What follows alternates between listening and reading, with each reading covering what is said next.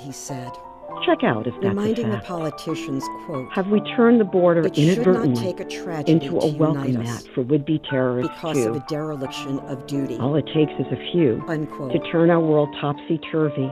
Would you agree? Protect us from what's in A man store. was just 4 If we when his choose Uncle to ignore Jimmy, the warnings of who he is named experts who know for, better. died that day. But sadly, In the annual can't reading of count the on names those of the in dead, charge to practice prevention. this is what he said. There was no intervention Reminding the before the 11th of politicians, quote, September, and as a It result, should we not will take always a tragedy to unite us because of a dereliction of duty, remember. unquote. Protect us from what's in store if we choose to ignore the warnings of experts who know better. But sadly, can't count on those in charge to practice prevention. There was no intervention before the 11th of September, and as a result, we will always remember.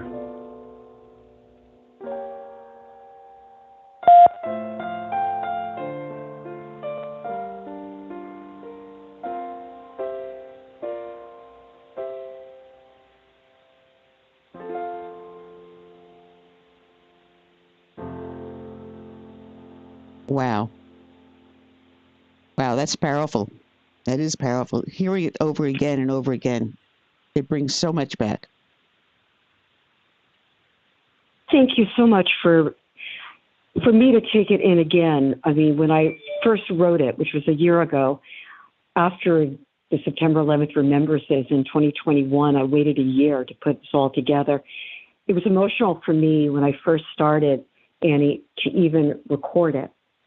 And I so clearly did it not only to honor and remember those who died and those who, who survived, but for everybody whose life was forevermore not the same. And I told you I was somebody who lived in downtown New York at the time, so very different for those of us who were living in what felt like a war zone.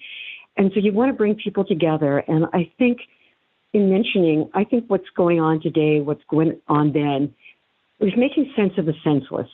So in the video, when people go to YouTube, I hope they will, to see Never Again Should There Be a 9/11, there's some very powerful images there. And one is of a woman named Marcy Borders, and she was covered over with dust. And she was like a sculpture covered over with dust. And I said, what image is making sense of the senseless when I say those words?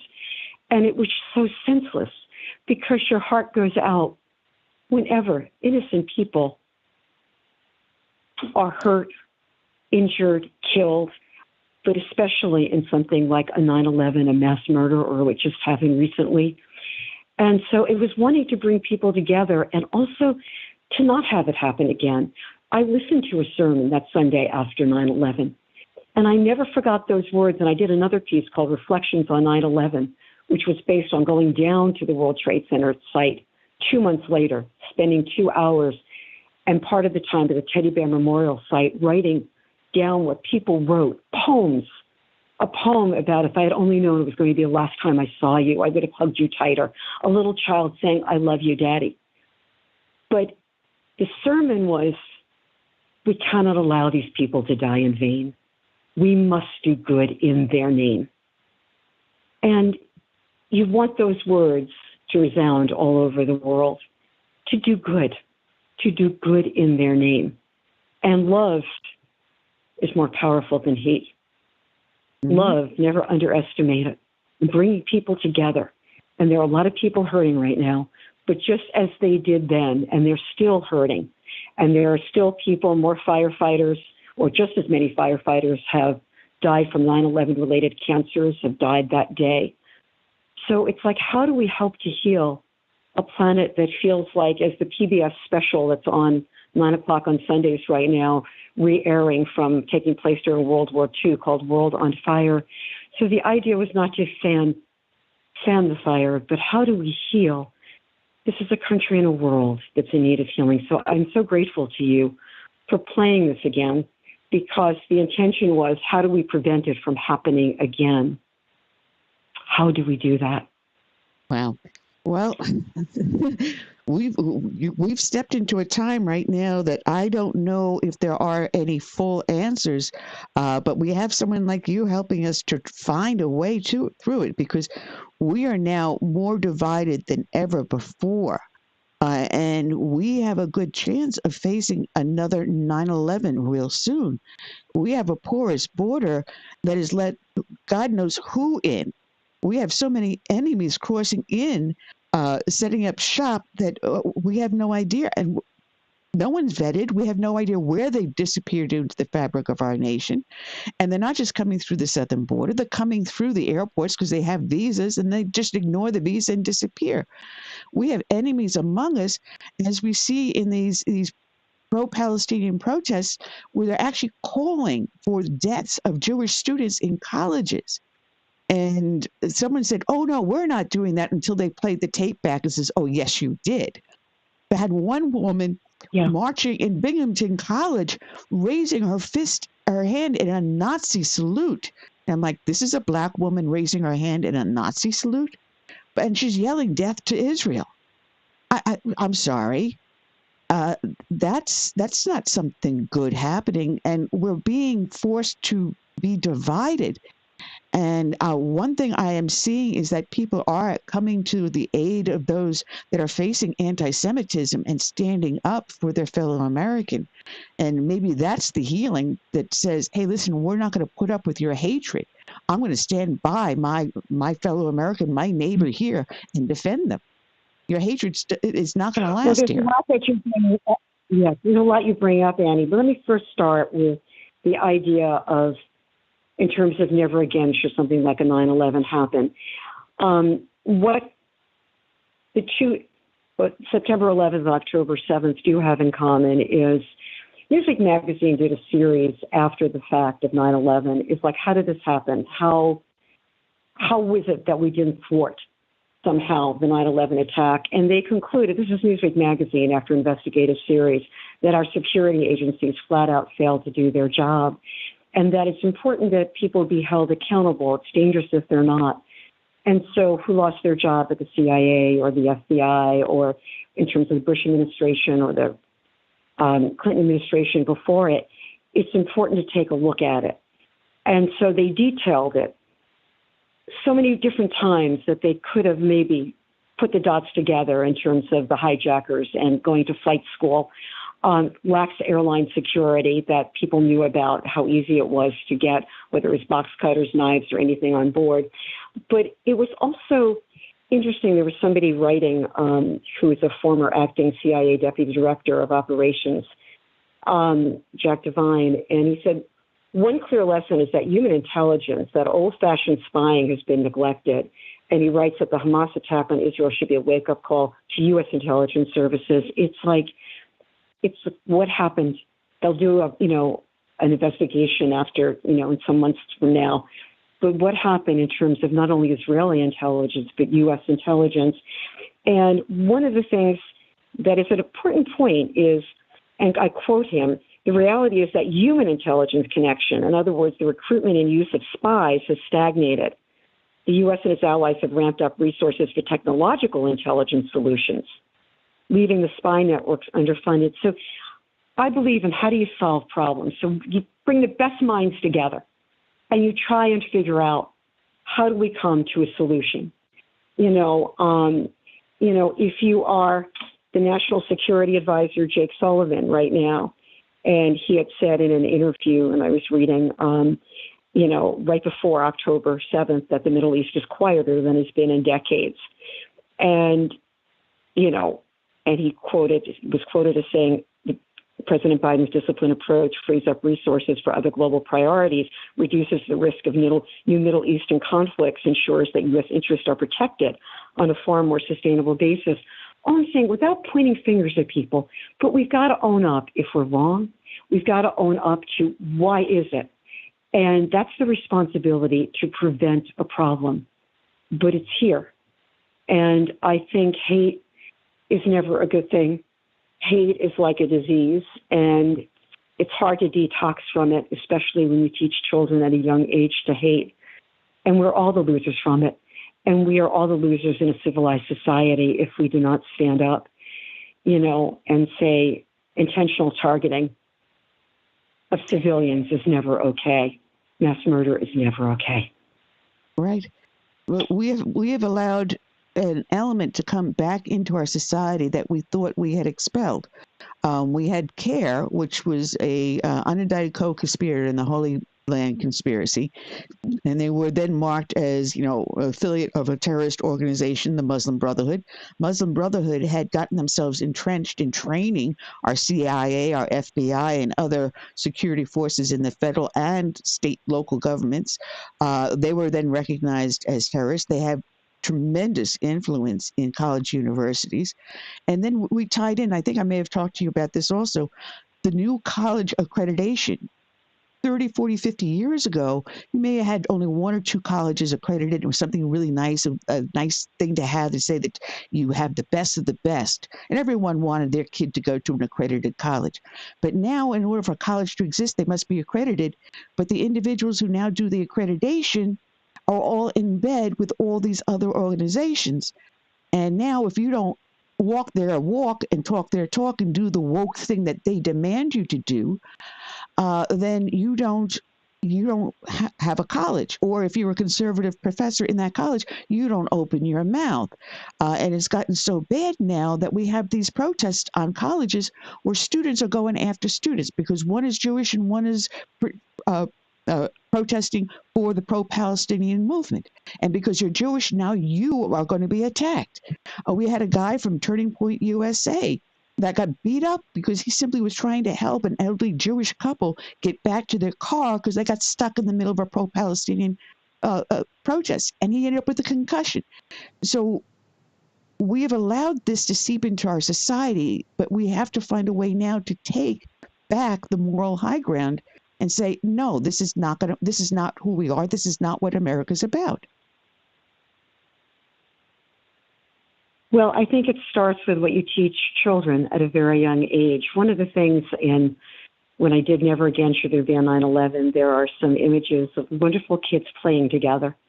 And you see that, I live in New York City, and you see during the summer or after school, it's kids of all ages and races and religions, and teach children just to play together and to be accepting, which kids are.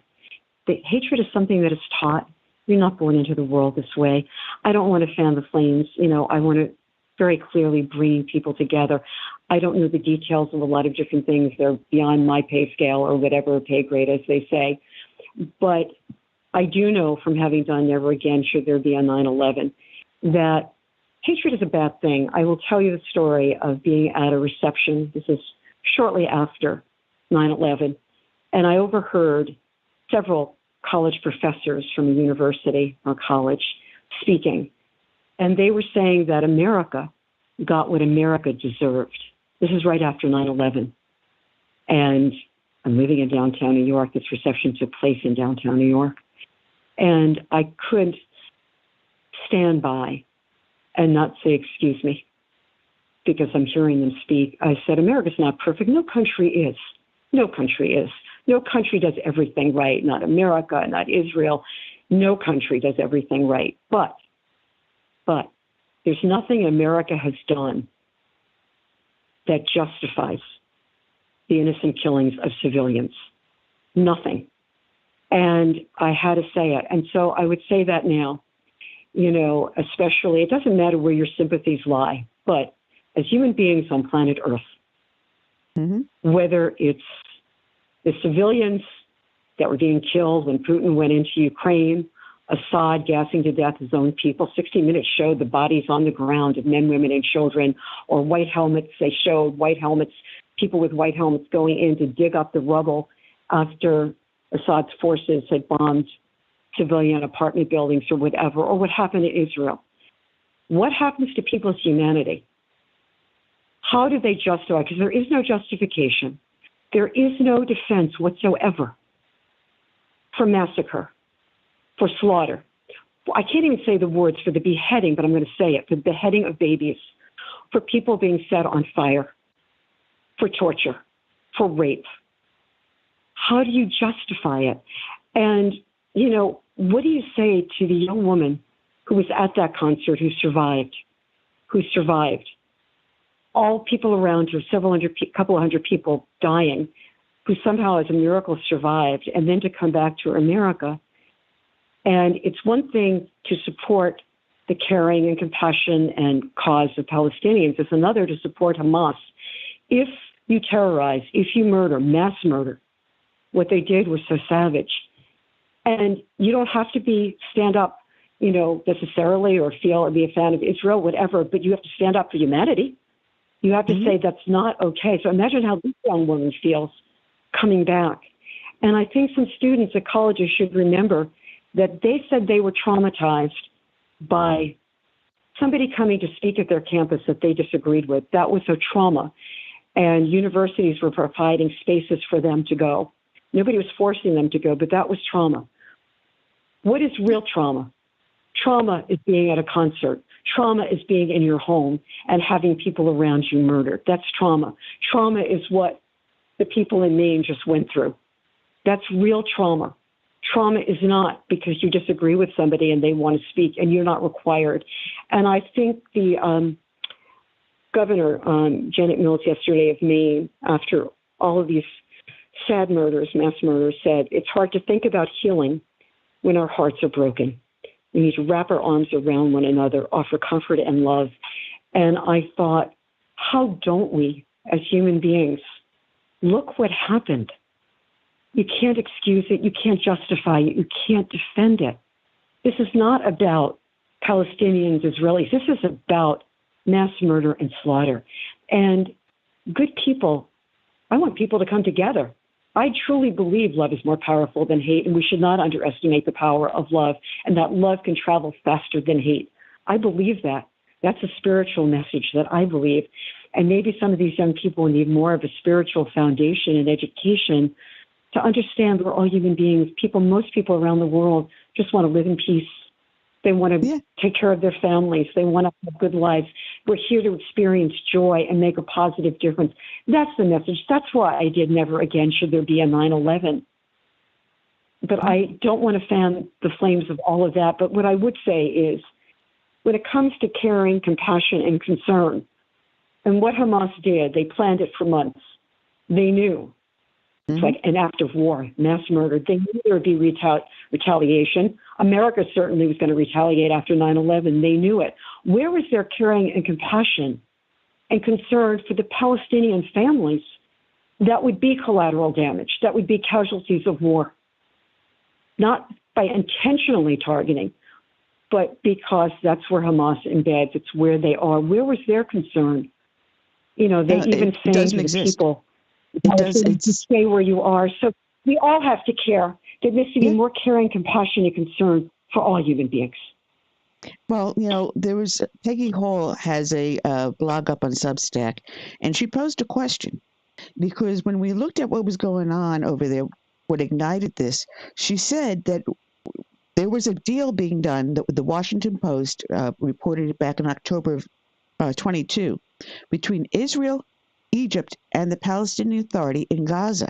And what they were negotiating is that the Egyptian petroleum minister announced was for the Palestinian Authority, with unofficial consent by Israel, to develop Gaza's offshore gas fields, known as the Gaza Marine 1 and 2, which are 20 miles off of the coast of Gaza, and has an estimated trillion cubic feet of natural gas.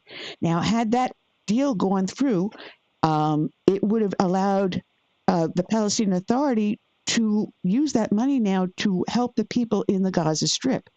They're very poor there, extremely poor. Now, the Prime Minister of Israel made a statement which was supporting this, which shows that in the end, the Israeli government got behind this, says, yes, we're going to help you do this. Now, that's love. That's working with your neighbors. But Hamas didn't want that to happen. And she seems to question as to whether or not this might have been what precipitated the attacks. Then we find out that Hamas was being trained for this very attack in Iran by the Al-Qaeda. So, as you said, the intelligence signs were there, but somehow or other the ball got dropped. And here again, you mentioned, let's find out how this happened so it doesn't happen again. But I think the end result that we should be looking at is now encouraging Israel and Egypt to to find some way around Hamas to shut them out, or if we have to, destroy them, to bring the Palestinian Authority, Egypt, and Israel back together onto the talking table. Yeah. It's, I could say, mothers of the world, two mothers of the world. There was one Israeli woman that was being interviewed on a cable network, and she set out a plea to all mothers in the world, because mothers understand you want your children to be okay, you want your children to be safe. And I remember somebody telling me they had been in the Middle East at the time of the Abraham Accords, and Arab mothers and Israeli mothers were so hopeful because they don't want to raise children who are going to go to war. They want peace. And it's like, how do we bring out the best in people? How do we bring out the humanity in people? Because hatred, as I said, when it infests you, it rots you inside. It's like, how do you detox from it? And from anger, from anger and hatred. We've got to do individually what we do. But trauma, so many people are in trauma. Somebody I was talking to the other day, she just broke down in tears. And she's not personally involved. She's neither Palestinian or Israeli. It was just as a human being. It was so heartbreaking to her to see all the sadness that was going on. And so people have to speak up about that. We have to be there for each other. We have to help each other to heal. There's a part of, with trauma, there's a group called Voices of Resilience in Connecticut, and they worked with people after 9/11, but they work with anybody that's in trauma. And we need more groups like that are working to help people to deal with the lasting impact of trauma, because some people are never the same. I mean, you're different. You either go through an experience, as a sermon I heard years ago said, don't just go through it. You've got to grow through it. It's very hard. Nobody wants to volunteer to get tested. Nobody wants to be anywhere where they have to experience what people have experienced on October 7th or what they experienced just now in May. Nobody wants to go through it. But how do you heal and grow through it so you can go on, you can live, you can be productive, you can have meaning in life, and you can have joy, because we are meant to get joy from this world, and we are meant to contribute in whatever. Hate is not the answer. No, but we have to also recognize hate for what it is, and we have to recognize Hamas for what they are. They are the enemy. They are pure hate. And if we don't recognize that, then we cannot deal with the situation and control it, and then bring the healing to where it's needed the most. That we have to make sure that we don't do.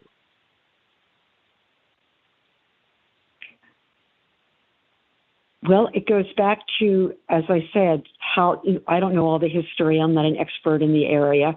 I did a lot of research for Never Again Should There Be a 9/11 to make sure that my facts were correct, meaning I didn't know until 2021 that there were only 3 stairwells that were built for a building that tall. And I wrote, who had the gall, to build only 3 stairwells. I did not know that.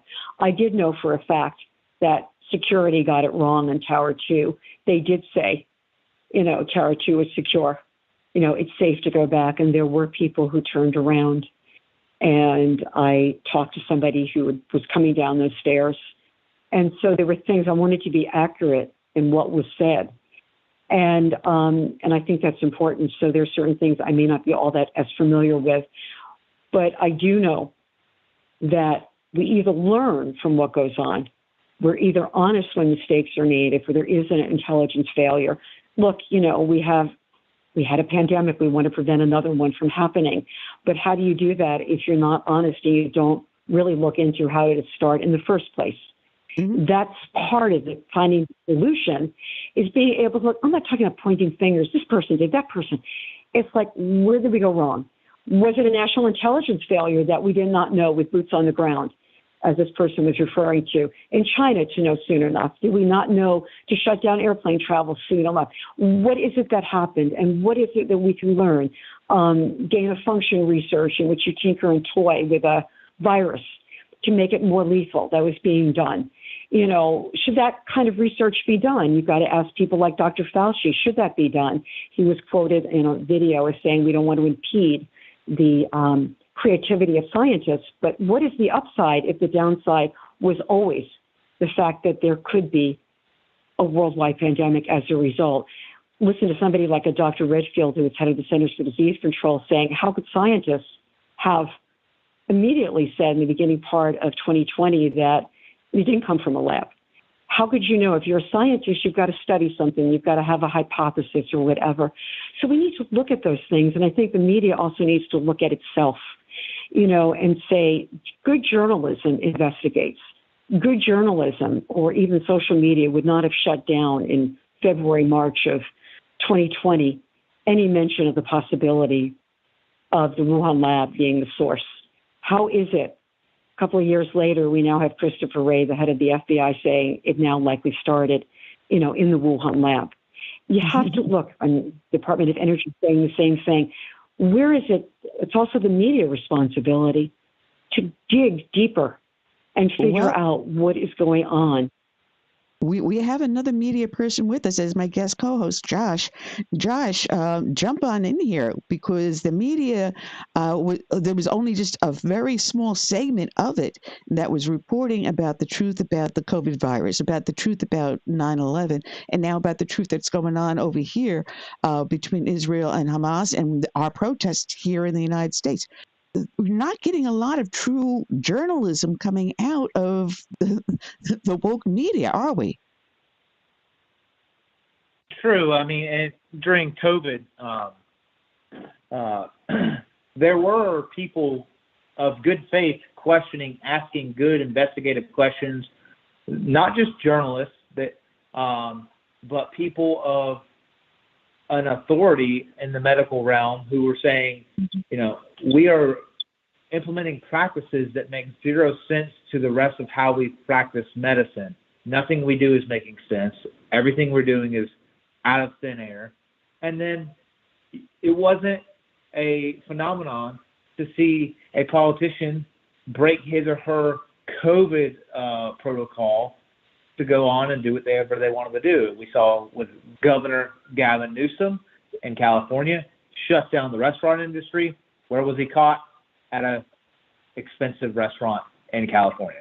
We saw Governor Whitmer, after she shut down Michigan, her husband was caught traveling to their second house, where she said you weren't allowed to do that.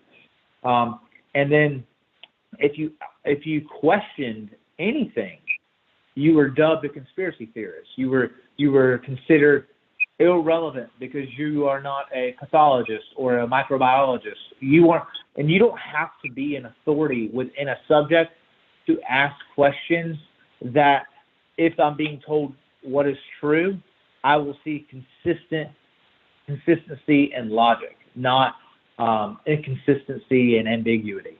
And then with Israel, there are so many different reports. And the fact is that we have a cabal here in our country, and it's not fun to say. One of the biggest bitter pills I've had to swallow as I went into adulthood was learning that America is not the knight in shining armor that I grew up believing it was, and knowing that the FBI is not the always the good guy. And so there is a military-industrial complex in America that wants us to go to war, and then the conflict between Israel and the Palestinians, which also, it's important to note that if you are cheering on the Palestinians, you cannot separate that from also cheering on Hamas, because Hamas is the representative government of Palestine. They were elected. And I think you can be objective and say, we don't want families die. I don't want children to die in Israel. I don't want children to die. I don't want Palestinian children to die either. They have no say in what's going on. But we also understand that Israel is being attacked. They are not the aggressor. If Israel or if Hamas was to choose peace today, there would be peace. If Israel was to choose to back off, Israel would cease to exist. Because it is a worldview, it's a religious worldview that Hamas holds, that it is a holy and just thing to eradicate the Jews. And so as long as you are fighting that spiritual war, there's nothing that can be done about that. And because that's the worldview they hold to. As a Christian, the Bible tells me that man is depraved, and it's only by the grace of God that he is redeemed. And so one of the best ways we can do if we want to love Hamas and Palestinians is not to subvert justice that should come to them, but we can also pray that they would be saved by the gospel, and that's really the only way we're going to get true peace over there. I think we can broker more peace deals like President Trump did with the Abraham Accords, but it's also a representation of what happens when you have weak leadership in the White House. And that's not to make things political, but it is, and in fact, representation of what happens within 4 years of a strong administration on the global scale compared to today's administration that continues to be a laughingstock around the world. Well, let me say this. Look, there's a lot of disagreement in the country. There's a lot of division. There are a lot of people who think differently. I can respect all different points of view. And we need to be able to listen to each other. And I think what's happened is if one just talks and you just talk to the same people that agree with you, and you can go on and on and on, but we have to understand how and why people do think differently, can respect that they think differently, but we've got to hear each other. And my thing is, I'm bored by problems. I like solutions. So I like the idea of brainstorming. And if everybody thinks alike, it's not much of a brainstorming session, frankly, because everybody's thinking alike. So you want to solve a problem, you get in a room and you try and figure out what is it that we need to do. So, I brought up COVID and an example of how do you prevent something like this from happening again? Well, it's hard to prevent it if you don't get to the bottom of how it started in the first place. And we got to be honest, it shouldn't be a Republican or a Democratic or an independent point of view, left, right, or whatever. We all lost people that we loved from COVID. Pretty much all of us did. We should want to get to the bottom of how it started. We should have discussions about this gain of function research that I know I never heard of it before COVID. I didn't understand that they literally do research with animals, and they try with viruses. They make them more lethal and more lethal and more lethal and toy with them and whatever, with always the possibility that it could transmit from animal to humans, with always the possibility that it could create a pandemic. So all I'm saying is, if you're interviewing somebody like a Dr. Fauci or Dr. Collins, I wrote a letter to the CBS Sunday Morning News, a show that I really like a lot, saying, but if you're going to interview Dr. Fauci, you need to ask him those kinds of questions. That's all. It's fine whether you respect Dr. Fauci, whether you're critical of Dr. Fauci, but if you have that job, you should be able to answer those questions. It's fair enough to say, do we want to continue to do gain-of-function research, especially when it was known at the Wuhan lab that there were some security issues that had been brought up by State Department officials. Could it have started there? And was data destroyed afterwards? But these are serious questions. A question between emails that went back and forth between Dr. Fauci and Dr. Collins in the earlier part of 2020, labeled conspiracy theory, and they were later redacted. What was the conspiracy theory? Why, as Americans, can't we know? What were you talking about? Why did these scientists write a letter to Lancet right away saying it didn't come from a lab when they really couldn't know?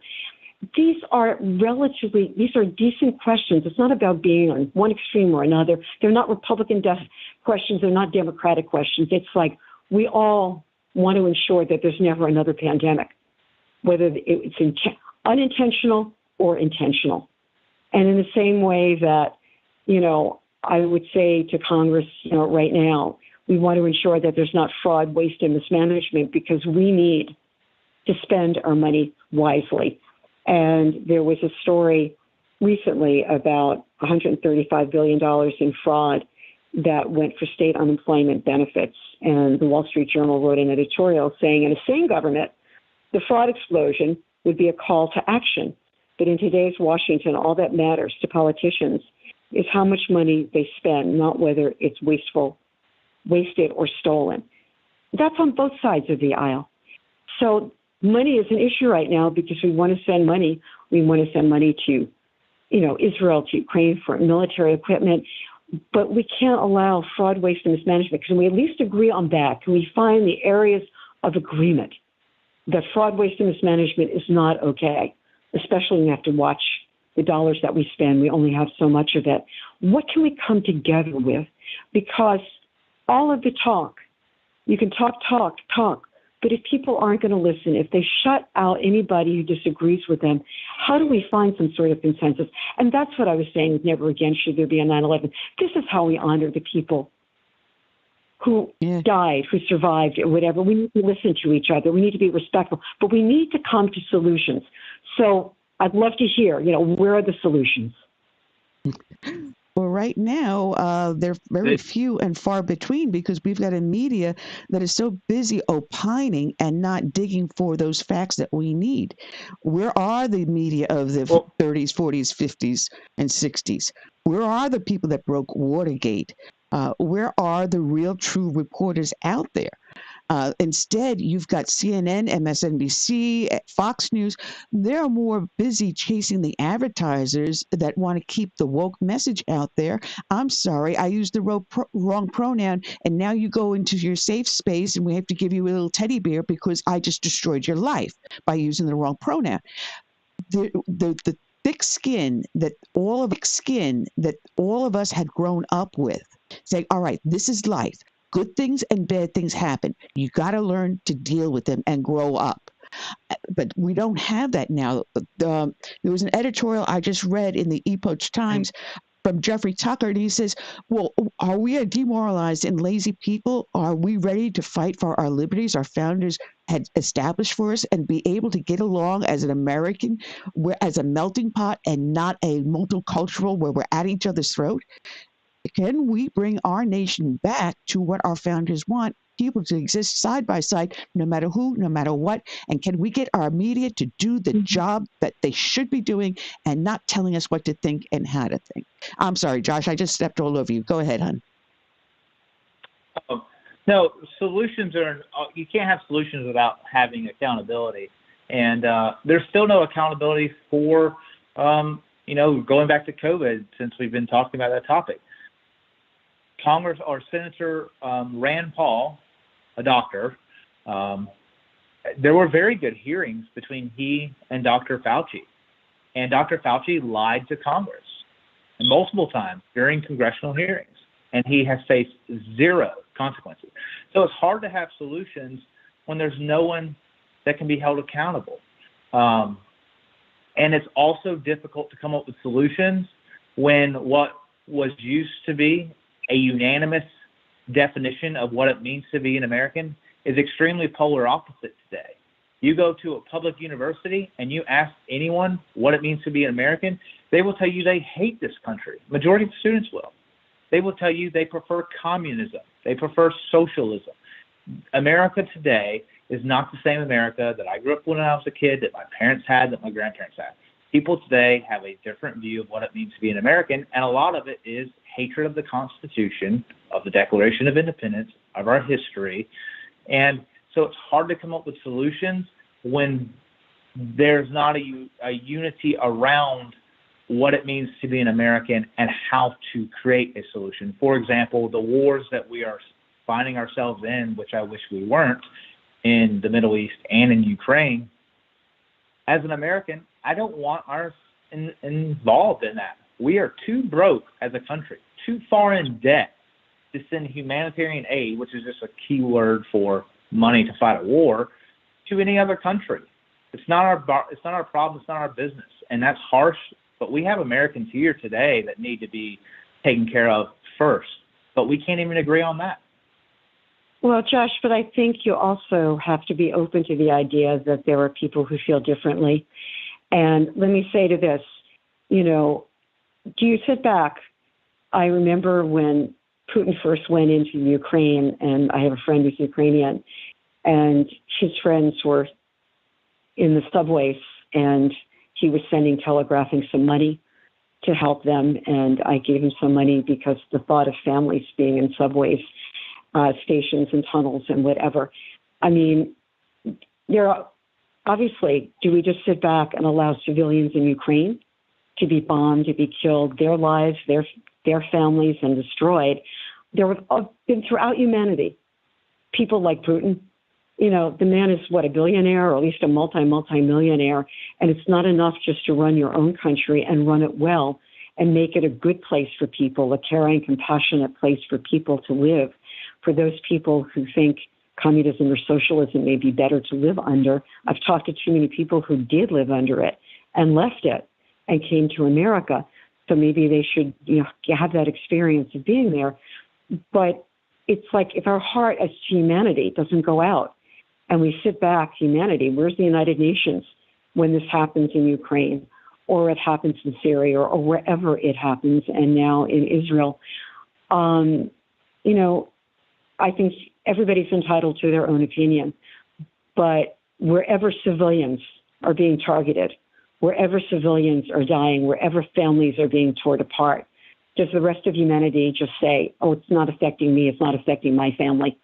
So I think it's a hard one. And yes, we want to protect here, but we're all connected as human beings on planet Earth. And when it happens, we're all the losers by it, no matter where civilians are targeted or where they're dying. And so that's all. I mean, I think people can have different points of view, and that's fine. Let's listen to each other. Let's hear each other. Doesn't make one person right, one person wrong, but there needs to be healing, and it needs to happen. And there needs to be gratitude for what you are given. So for those people who think socialism is better than, capitalism or don't care for America, I remember after 9/11, I walked out of my neighborhood because there were no cars allowed. And it was a few days later and I couldn't breathe when I came back. But I had a cab driver that I'll never forget. And he stopped the cab and he just wanted to talk. No meter on, whatever. We talked for the next 20, 25 minutes. He said, I came to America from Colombia. I'll never forget this. I'm so grateful to this country for the opportunities that I've had here, the life that I've had here. I educated my children. One of my daughters, really smart. She works on Wall Street. She's a manager. My other daughter works for her. And she said, I live in a particular neighborhood.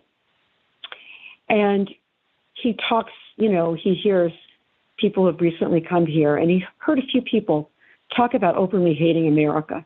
And he said, why are you here? Why did you come here? And they said to him, this is just a story that he told me about several people that came here for the money. And he was so distressed because he came here and blessed this country. Hatred is not a good thing.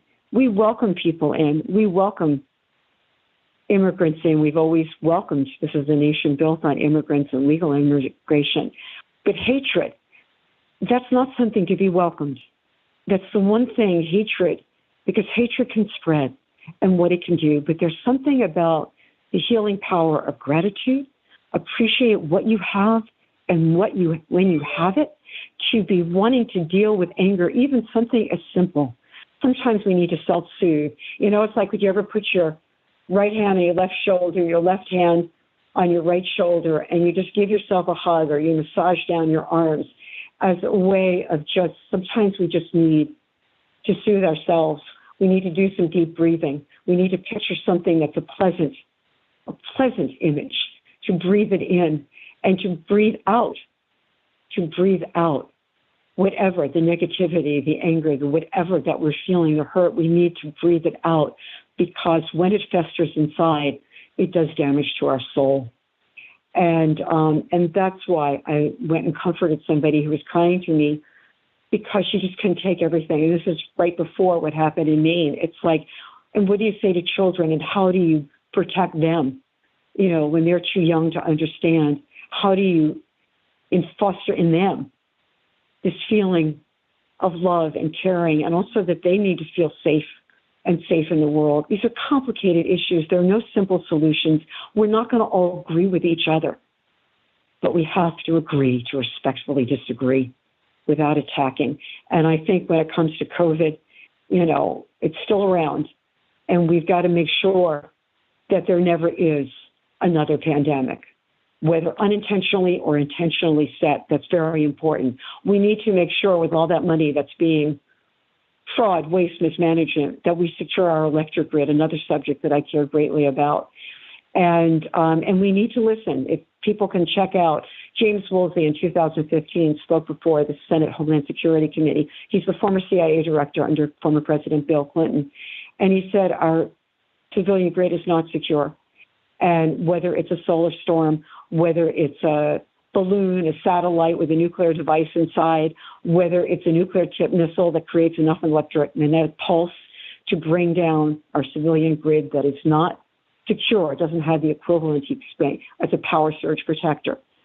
So we need to ensure that our grid is safe, especially with all the pressure we're putting on it now, with more and more everything being electric. So this is how, and he said millions of people could die. Millions of people could die.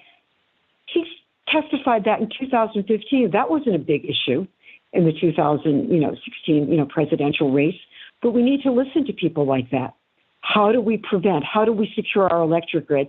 So that's why, again, in doing Never Again Should There Be a 9/11, it was about how to prevent. How do you prevent another pandemic? How do you prevent the electric grid from going down and potential for millions of people to be affected and perhaps to die from lack of food, water, resources, sewage, jobs, banking, looting, a breakdown in society? But these are the big issues. I mean, these are why we have people in high-level government. This is why they play war games, to figure these things out so they never happen. But, it's just like taking good care of our health and well-being, to do Claire, it to prevent problems, to stay in good. As usual, I don't get through half my notes with you, not even 1/10 of them going through, because that was down on the pile, the EMPs, as well as Johnson taking the gavel. But we do have one glimmer of hope, because we're down to our last 5 minutes here. There is one glimmer that I saw when Mike Johnson took the gavel and made his speech. He looked out at the members of Congress and he said, God has a purpose for each and every one of you. You're here for a reason. And he directly recognized Hakeem Jeffries and other members there. And it was as if to say, hey, listen, no matter what happened before, we're here. We're all here to do the work of the nation, and let's get ourselves to it. And Heritage Foundation has a 25-point thing on their website on how to bring down government, bring down spending. So hopefully with the next president coming in, Heritage can work with them and with Congress to do the very things that you and I would have been talking about. But we've run out of time, as usual. Both sides have to agree to talk to each other. It's a really good idea. I highly recommend it. I think on that we can all agree. Let everybody talk to each other. They're hired to do a job, and when you're hired to do a job, you work and talk with your coworkers. May the best ideas and the best solutions win out. Absolutely. Thank you so much. Well, Claire, there are links to your video and to your website on the show page. When people click on the archives, they can go directly over and see all the wonderful things you do. And Josh, again, you barely got a few questions in, but next time, buddy. Okay. Sounds good. All right. Oh, Claire, God bless you, and thank you for putting up with us once again. And thank you for replaying Never Again Should There Be a 9/11, which is posted to YouTube. Okay. Well, I want to thank everyone that is joining us on Facebook, YouTube, Blog Talk Radio, and half a dozen other places we're at. I'll leave you with my friend Gary Pecorella, Save America. So I say good night and God bless.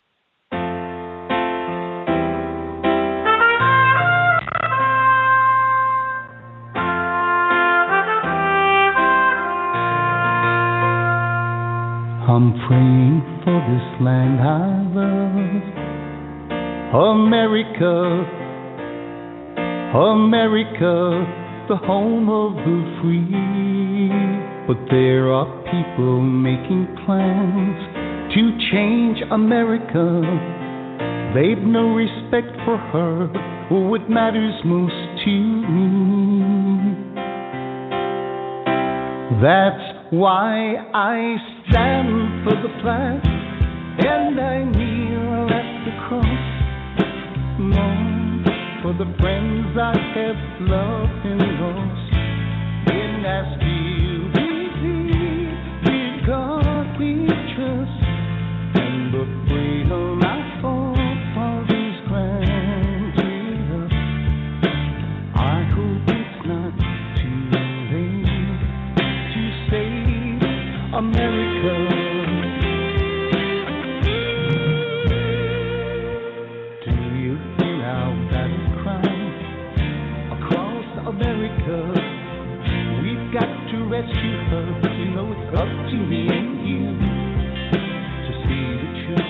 smiling eyes don't change America.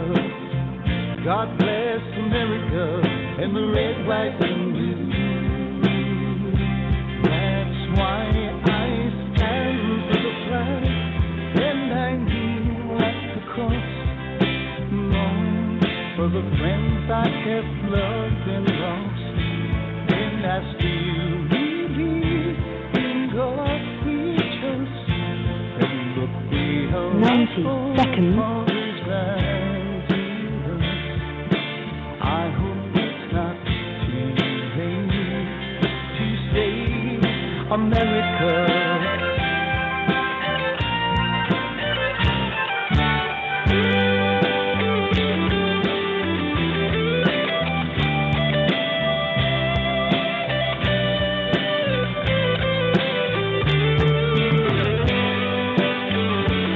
60 seconds.